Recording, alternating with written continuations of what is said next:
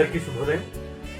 నేను మీ ఉపేంద్రం సోమశేఖరరాజు, శ్రీ సత్యసాయి జిల్లాలో తెలుగు భాషోపాధ్యాయుణ్ణి. ఇప్పుడు 6వ తరగతి తెలుగు పాఠ్యపుస్తకంలోని 2వ పాఠమైన శ్రీ సత్యం శంకరమంచి వారి తృప్తి అనే ఒక చక్కటి పాఠంతో మీ ముందుకు వస్తున్నాను. మరి నేర్చుకోవడానికి మీరు సిద్ధమే కదా? పిల్లలు, సాధారణంగా సమాజంలో మనకు 3 రకాల వ్యక్తులు తారసపడుతూ ఉంటారు.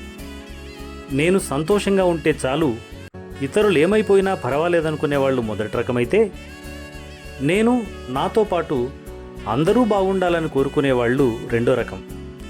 నాకేమీ లేకపోయినా పర్లేదు, అందరూ సంతోషంగా ఉంటే నాకదే తృప్తి అనుకునే ఉత్తమోత్తములు 3వ రకం. అలాంటి ఓ ఉన్నతమైన పాత్రే పూర్ణయ్య. మరి ఆయన కథా కమావిషయం ఏమిటో, ఆయన మనకు అందించే సందేశం ఏమిటో ఈ పాఠం ద్వారా తెలుసుకుందామా? ముందుగా ఇందులోని ముఖ్యాంశాలను ఒకసారి పరిశీలిద్దాం. పాఠంలో మొత్తం 10 ముఖ్యాంశాలున్నాయి. అవి వినడం, ఆలోచించి మాట్లాడడం, ఉద్దేశం, కవి పరిచయం, పాఠం, అవగాహన, ప్రతిస్పందన, వ్యక్తీకరణ, సృజనాత్మకత, భాషాంశాలు, ప్రాజెక్టు పని, నేనివి చేయగలనా, మరియు చదవండి, ఆనందించండి. అయితే ప్రస్తుత మొదటి భాగంలో వినడం, ఆలోచించి మాట్లాడడం, ఉద్దేశం, కవి పరిచయం మరియు పాఠం గురించి ఇప్పుడు నేర్చుకుందాం. అలాగే ఈ పాఠం పూర్తయ్యేలోగా ఏ అభ్యసన ఫలితాలను మీరు సాధించగలరో ఒక్కసారి పరిశీలిద్దామా? పాఠం మొత్తంలో 16 అభ్యసన ఫలితాలు సాధించాల్సి ఉండగా, మొదటి భాగంలో సాధించబోయే 8 గురించి ఇప్పుడు తెలుసుకుందాం. 1. చూసిన చిత్రంలో విషయాలు తెలుసుకుంటారు. 2. సాటి మనుషుల తృప్తి, సంతోషాలను గుర్తిస్తారు. 3. సత్యం శంకరమంచి గురించి వివరిస్తారు. 4. బావగాడి తృప్తికి గల కారణాలు చర్చిస్తారు. 5. సాటి మనిషి తృప్తికి ఏం చేయాలో నేర్చుకుంటారు. 6. బావగాడి మంచితనం అర్థం చేసుకుంటారు.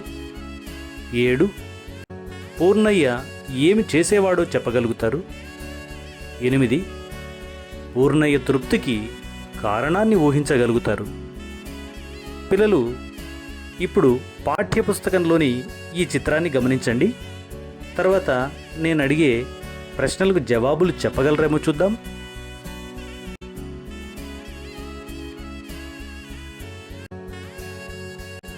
గమనించారా? మరి మీకు మొదటి ప్రశ్న, చిత్రంలో ఎవరెవరున్నారు, ఏం చేస్తున్నారు? చక్కగా సమాధానం చెప్పారు. 2 అమ్మాయిలు, 2 అబ్బాయిలు ఉన్నారు. వారు భోంచేస్తున్నారు. ఇప్పుడు 2వ ప్రశ్నకు వెళ్దాం. 2వ ప్రశ్న, పిల్లలు ఏం మాట్లాడుకుంటున్నారు? అవును, భోజనం యొక్క రుచిని గురించి మాట్లాడుకుంటున్నారు. శభాష్ పిల్లలు. చివరిగా ఈ ప్రశ్నకు జవాబు చెప్పండి. 3. మీకు ఎప్పుడెప్పుడు సంతోషం కలుగుతుంది? అవునర్రా, నిజమే.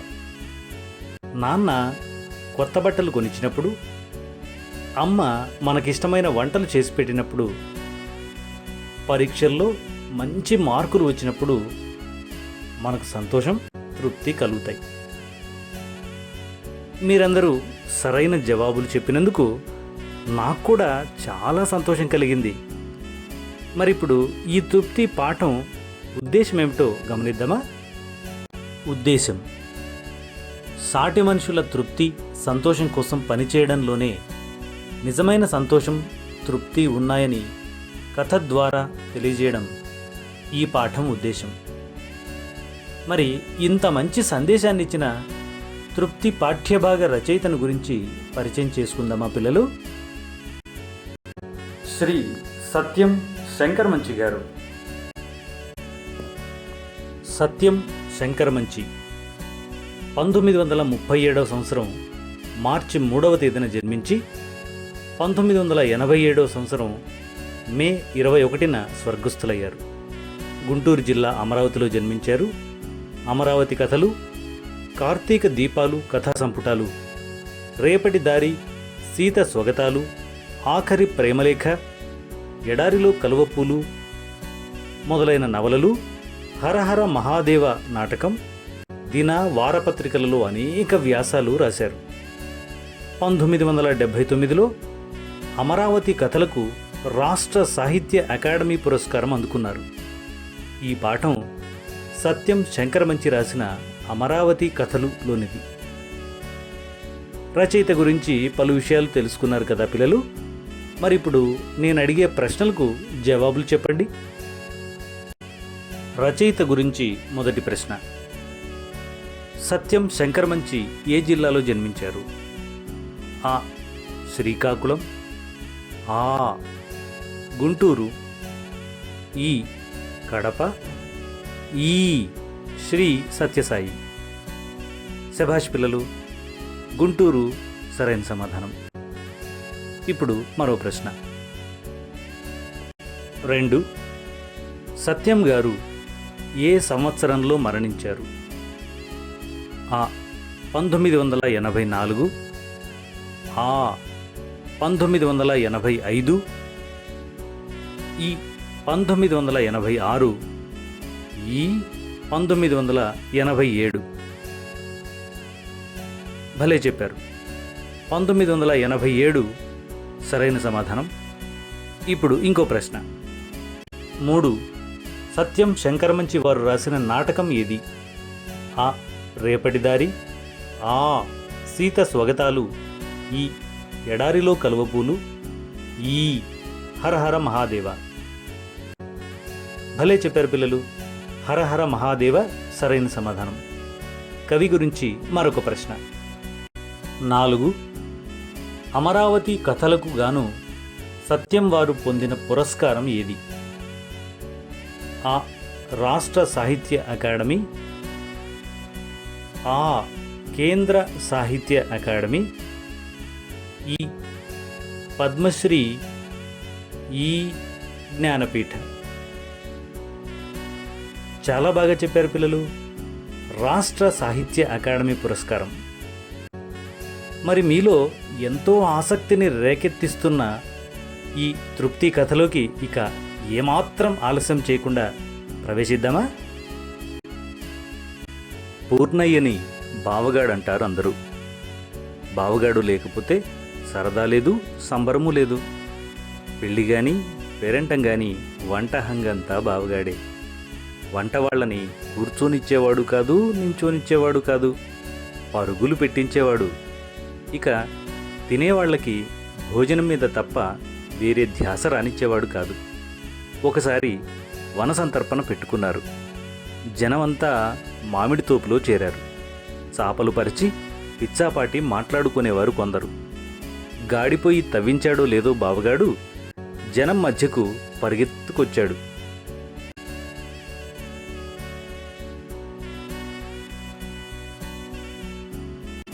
అందరూ వినండర్రా అని పెద్దగా గావుకేక పెట్టి మాటలు మనిపించాడు.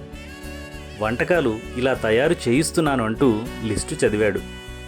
వంకాయ మెంతికారం పెట్టిన కూర, అరటికాయ నిమ్మకాయ పిండిన కూర, పెసరపప్పుతో చుక్క కూర, వాక్కాయ కొబ్బరి పచ్చడి, పొట్లకాయ పెరుగు పచ్చడి, అల్లం ధనియాల చారు, మసాలా పప్పుచారు, జీడిపప్పు పచ్చకర్పూరాలతో పాయసం, మామిడి కోరుతో పులిహోర, గుమ్మడి వడియాలు, ఊరమిరపకాయలు అందరికీ సమ్మతమేనా అని అరిచాడు.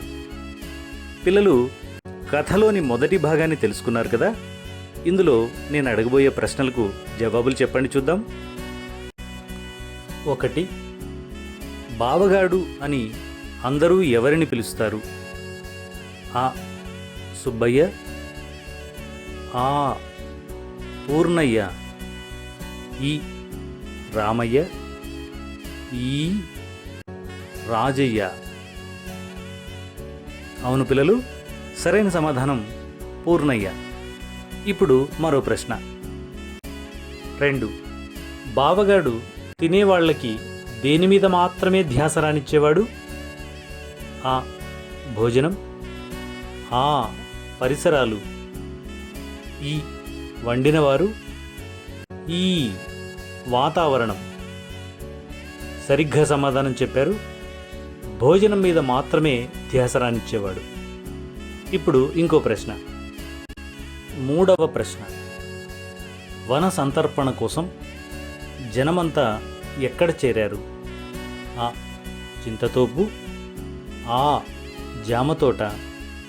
ఈ. దానిమ్మ తోట. ఈ. మామిడి తోపు. భలే చెప్పారు. సరైన సమాధానం మామిడి తోపు. ఇప్పుడు మరో ప్రశ్న. 4వ ప్రశ్న. బావగాడు పులిహోర దేనితో చేయిస్తానన్నాడు? ఆ. మామిడి కోరు. ఆ. చింతపండు. ఈ. ఉసిరికాయ. ఈ. నిమ్మకాయ. వాహ్, ఎంత బాగా చెప్పారు పిల్లలు. మామిడి కోరు సరైన సమాధానం. ఇప్పుడు కథలోని తరువాతి భాగంలోకి ప్రవేశిద్దామా? సమ్మతమేమిటి నా మొహం. అప్పటికప్పుడు అందరి నోళ్లలో నీరూరించి, ఇంకా వంటలు కాకముందే భోజనం మీద అందరికీ మమకారం పెంచాడు. జిహ్వ గిలగిలలాడుతుండగా అందరి కడుపుల్లో ఆకలి అగ్నిలా లేచింది. అంతటితో ఆగాడు కాదు బావగాడు. మరో అరగంటలో వంకాయలు కడిగించి బుట్టలో వేయించి అందరి దగ్గరకు ప్రదర్శనకు పట్టుకొచ్చాడు. చూశారా, లేత వంకాయలు నవనవలాడుతున్నాయి. మెంతికారం పెట్టి కూర వండిస్తున్నాను, దగ్గరుండి కోయించుకు వచ్చాను అని అందరికీ చూపించి వెళ్ళిపోయాడు.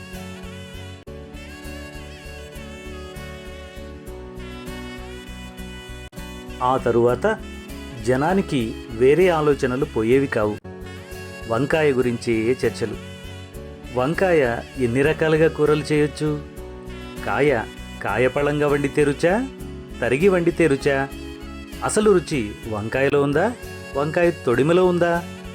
ఇలా చర్చలు సాగాయి. మరో అరగంటకి నిగనిగలాడే వాక్కాయల బుట్టతో లేత చుక్కకూర మోపుతో వచ్చి అందర్నీ పలకరించాడు. వాక్కాయ దివ్యమైన పులుపు చూడండి అని తలా ఓ కాయ పంచాడు. చుక్కకూర కందిపప్పుతో కంటే పెసరపప్పుతో మహా చక్కగా మేళవిస్తుంది అని అందరికీ మళ్ళీ జ్ఞాపకం చేశాడు.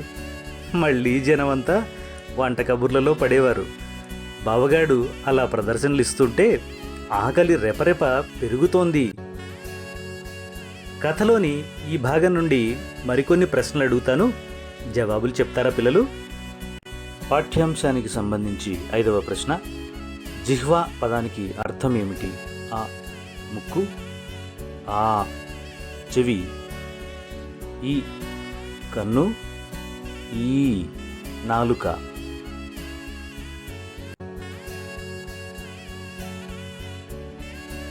చాలా బాగా చెప్పారు. నాలుక సరైన సమాధానం. ఇప్పుడు మరో ప్రశ్న. 6. బావగాడు బుట్టలో ప్రదర్శనగా తెచ్చిన కూరగాయలు ఏవి? ఆ. మిరపకాయలు.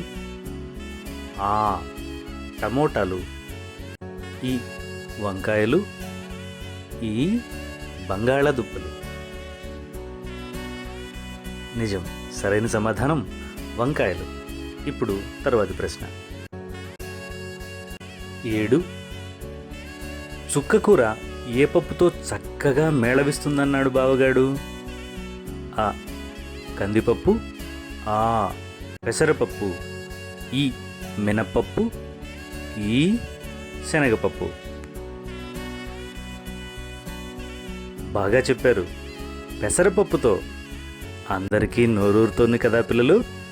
మరిప్పుడు కథలోని తరువాయి భాగంలోకి ప్రవేశిద్దామా? ఇక అక్కడ గాడిపొయ్యి దగ్గర వంట వాళ్ళని పరుగులు తీస్తున్నాడు. పాయసంలో ఎత్తుకు ఎత్తు జీడిపప్పు వేయమని పురమాయిస్తున్నాడు. ఓ పక్క పులిహోర తిరగమూత వేయగానే రయ్యిన జనం దగ్గరకు పరిగెత్తుకు వచ్చి, ఆ వాసన చూశారా? పులిహోర తిరగమూత సన్నబియ్యంతో చేయిస్తున్నాను అని మళ్ళీ మాయమయ్యేవాడు. మళ్ళీ జనానికి ఆకలి ఉవ్వెత్తున లేచింది. ఆకలి నిలువెత్తయింది, తాటి ప్రమాణమైంది. శరీరం అంతా ఆకలే అయి కూర్చుంది. జనమంతా ఎప్పుడు వడ్డిస్తారా అని ఆవురావురుమంటున్నారు. ఎట్టకేలకు గంట కొట్టాడు బావగాడు. లేత అరిటాకులు శుభ్రంగా కడుక్కోండి అని వరుసల మధ్యకొచ్చి హెచ్చరించాడు. సుబ్బయ్యన్నయ్యకు ఒక ఆకు వేస్తావేం, 2 ఆకులు కలిపి వేయించు అంటున్నాడు. వడ్డనలు మొదలయ్యాయి. నేతిజారి పుచ్చుకుని పేరు పేరునా అందరినీ అడిగి వడ్డిస్తున్నాడు. వంకాయ వదిలేయకూడదు, నిమ్మకాయ పిండిన అరటికాయ కూరలో కరివేపాకు రుచి తమకు తెలియనిది కాదు అంటూ మళ్లీ కూర వడ్డింపించి ఆకలి పెంచుతున్నాడు. జనం ఆబగా తింటున్నారు. చుక్కకూర పప్పులో ఊరమిరపకాయలు మిలాయించండి, పప్పుచారులో గుమ్మడి వడియాలు కలిపి చూడండి, వాక్కాయ పచ్చడిలో పెరుగు పచ్చడి నంచుకోవచ్చు, తప్పులేదు. ఇంకా విస్తట్లో మిగిల్చావేం, పూర్తి చేసి పాయసానికి ఖాళీగా ఉంచుకో. సరే పిల్లలు, పాఠాన్ని చాలా ఆసక్తిగా వింటున్నారు కదా. ఇప్పుడు పాఠంలోని ఈ భాగం నుండి అడగబోయే కొన్ని ఖాళీలను పూరించండి చూద్దాం. 8. ఎట్టకేలకు డాష్ కొట్టాడు బావగాడు. బాగా చెప్పారు. సరైన సమాధానం గంట. ఇప్పుడు మరో ఖాళీ. 9. పాయసంలో ఎత్తుకు ఎత్తు డాష్ వేయమని బావగాడు పురమాయిస్తున్నాడు.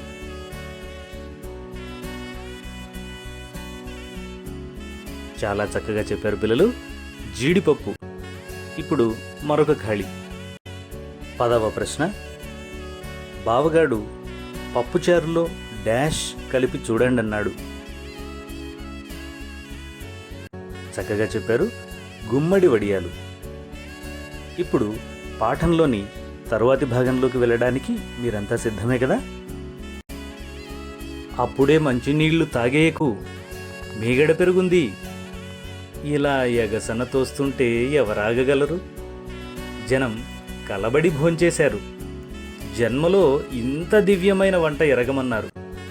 విస్తాళ్ల ముందు నుంచి పైకి లేవడమే కష్టమైంది. అందరికీ తాంబూలాలు ఇచ్చిన తరువాత వంటవాళ్లను కూర్చోబెట్టాడు బావగాడు. కష్టపడి వండారు, తినకపోతే ఎలా అని కొసరి కొసరి వడ్డించాడు. వాళ్ల భోజనాలు కూడా అయిన తరువాత అందరికంటే ఆఖరున గాడిపై పక్కన ఓ చిన్న ఆకు వేసుకుని తను కూర్చున్నాడు.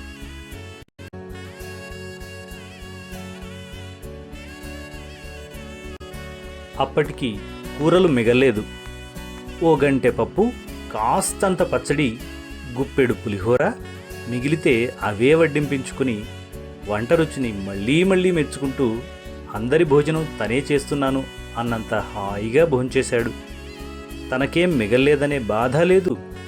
నలుగురు హాయిగా తృప్తిగా రుచిగా తిన్నారనే సంతోషమే ఆ బావగాడి తాంబూలపు పెదాలపైని చిరునవ్వు.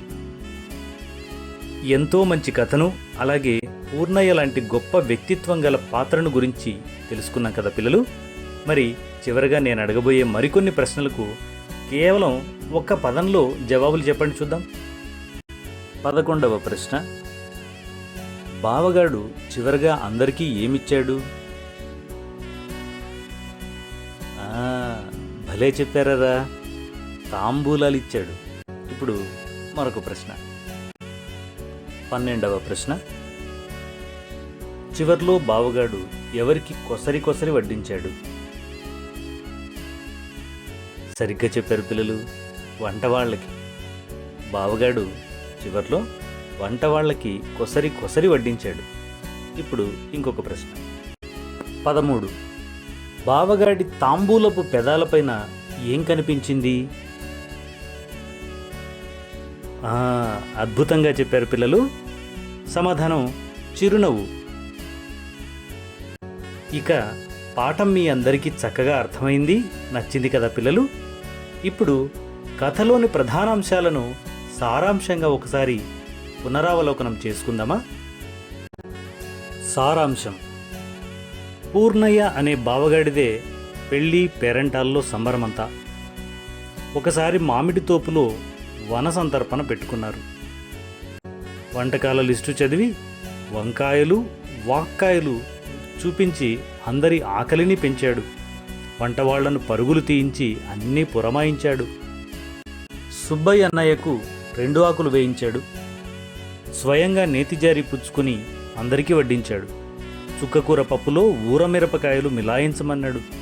చివర్లో భోజనం కొద్దిగానే మిగిలినప్పటికీ అందరూ సంతోషంగా తిన్నారనే తృప్తితో భోంచేశాడు.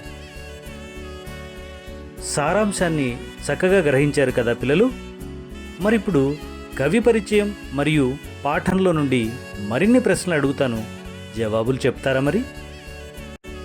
14వ ప్రశ్న: తృప్తి పాఠం ఏ పుస్తకం నుండి స్వీకరించబడింది?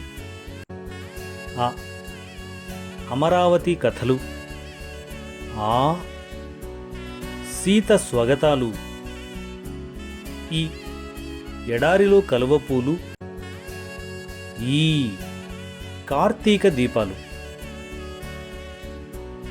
సరిగ్గా చెప్పారు పిల్లలు, అమరావతి కథలు. ఇప్పుడు మరో ప్రశ్న. 15. బావగాడు ఎవరిని పరుగులు తీయించాడు? ఆ. పిల్లలను. ఆ. మహిళలను.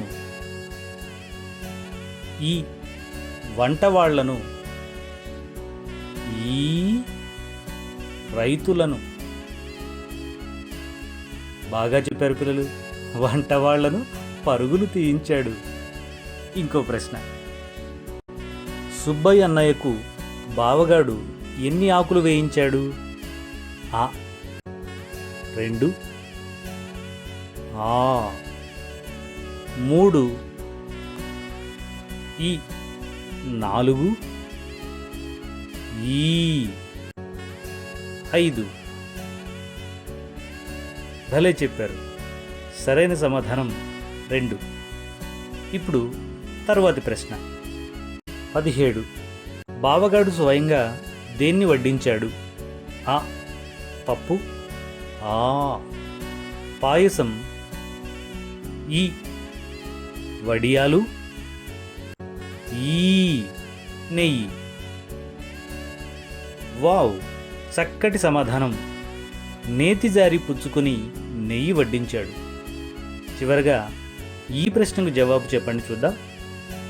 18. చుక్కకూర పప్పులో బావగాడు వేటిని మిళాయించమన్నాడు? ఆ. అప్పడాలు. ఆ. గుమ్మడి వడియాలు. ఈ. ఊరమిరపకాయలు.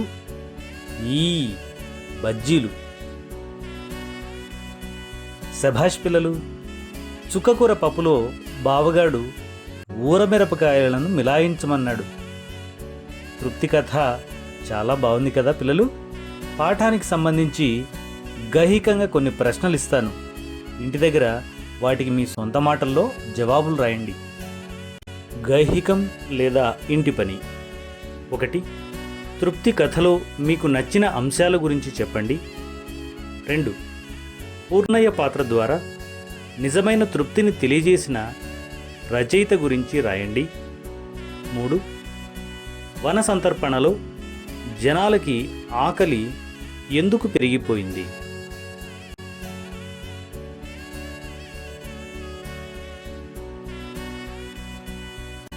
ఇంతవరకు శ్రీ సత్యం శంకరమంచి వారి తృప్తి పాఠం ముఖ్యాంశాల్లోని మొదటి 4 చక్కగా నేర్చుకున్నారు కదా పిల్లలు?